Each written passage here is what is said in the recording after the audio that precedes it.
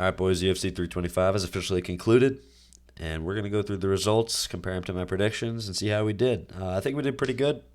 A lot of these guys kind of did as expected. It wasn't too crazy of a card. And, we'll talk about the main event. Honestly, I didn't love it. We'll go ahead and get into it. I did want to skip the early prelims.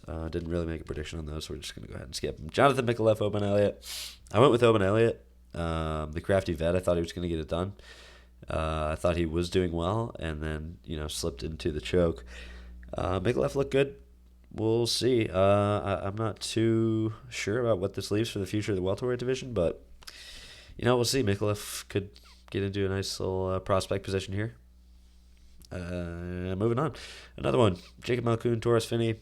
Again, this one just means nothing to me in terms of, where we're going. I guess at middleweight, but Torres Finney was not terribly important to me, and I didn't even know who Jacob Malkoun was before yesterday. So that's a great job. Jacob Malkoun gets a decision. I did have Torres Finney, so we're actually 0-2, but it gets better, I promise. Now, Cam Rouston, Cody Brundage. Cam Rouston does get the finish, does get the knockout. I did say that this was going to happen. I don't remember if I said round 2, but I think I said later rounds. Cody Brundage turning into prime Anthony Smith, honestly, just curled up in a ball towards the end.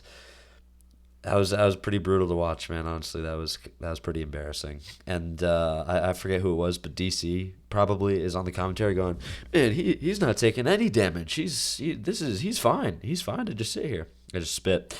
And then immediately they call it. So Cam Rouston gets it done as expected, looking good. Next up, Junior Tafa, Billy Elcana. Billy Elcana with the submission win. I had him by knockout, but I did say in the video I knew he was going to submit him. I might have said round 2 for this one as well. Maybe I said earlier rounds, though. Elcana gets it done.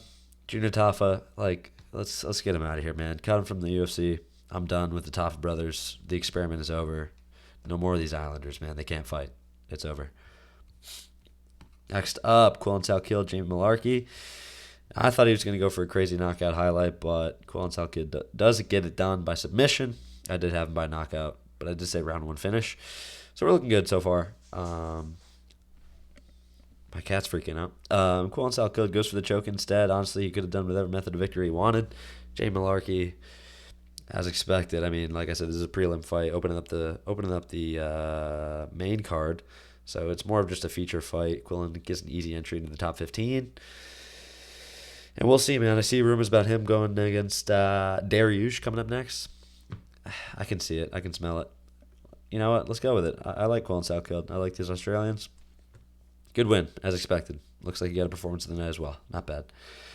Next up, Tuivasa, Talis, Teixeira.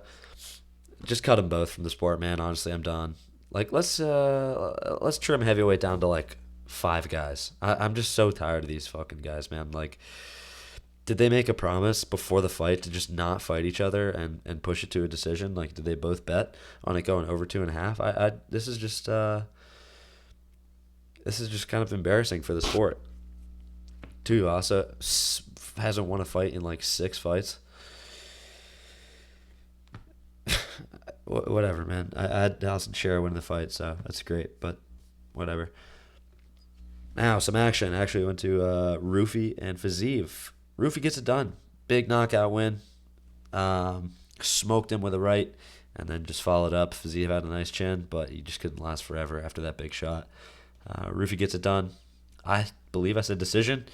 So we got the fight right, but method of victory incorrect. It's hard to do MMA math with these guys. We'll get to BSD in a second.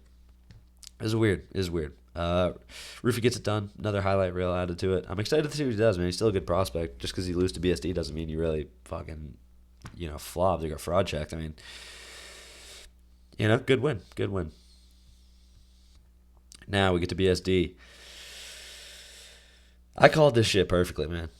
Dan Hooker he doesn't have it anymore, bro. He just doesn't care all that much. He wants to get in there, get the paycheck, go and, promote his own thing. I'm sure he still loves to fight, but he's posting pictures of him snoozing in bed with the blankies pulled up to his mouth before fight day. It's bro, all right, you're going against a guy who has literally killed people. So it's a shame that I called this one.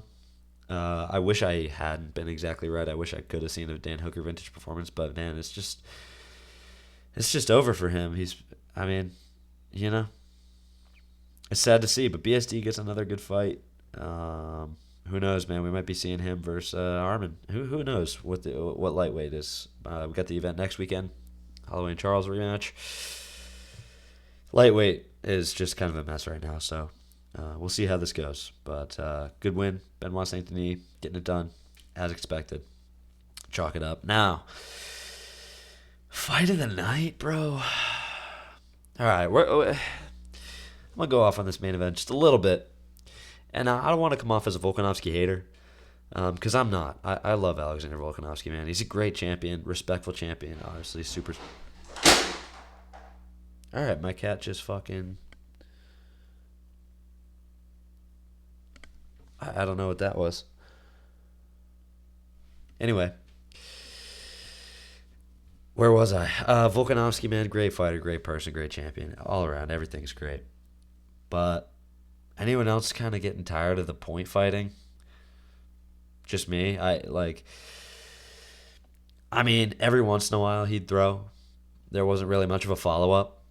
He never wanted to get into that car crash with Diego. Diego's most of the time the one initiating it and going for the counter shots, as well as leading the dance, trying to throw punches. Volkanovski, man, like, he's just kind of cage coasting. He's keeping these guys at range, which obviously takes skill, man. To be able to do this to these guys consistently, it takes skill. But I was just ready to see the belt be handed down tonight to the most deserving contender. It was, another similar one to the first one.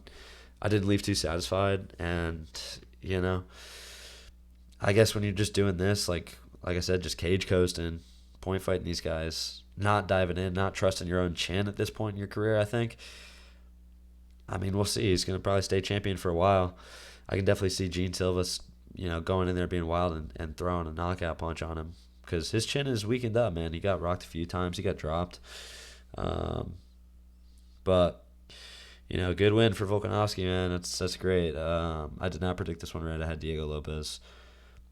He didn't turn up the gas enough, but, man, this guy's a future champion, bro. If you guys don't think that, you're crazy. He will be featherweight champion one day. This is his kryptonite. Everyone's got one. It just happens, man. Yeah, I'm pretty disappointed in that main event, honestly. The event as a whole just wasn't great for the name value that it had. And we'll see. We'll see where this takes us. Now we got Lerone Murphy or Movsar, I guess, going up next. And don't know the matchups for Diego. Maybe I'll make another matchup video, but I wasn't satisfied with this card, man. If I had to give it a rating, I would honestly give it probably there's some decent finishes in here. If it wasn't for the main event, I'd be talking 7 territory, but I'm looking at 6, honestly.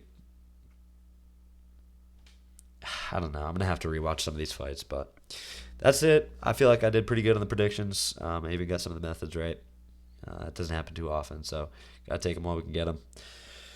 Thanks for watching, fellas. Good to be back.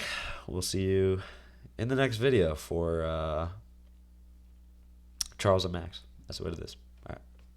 Peace.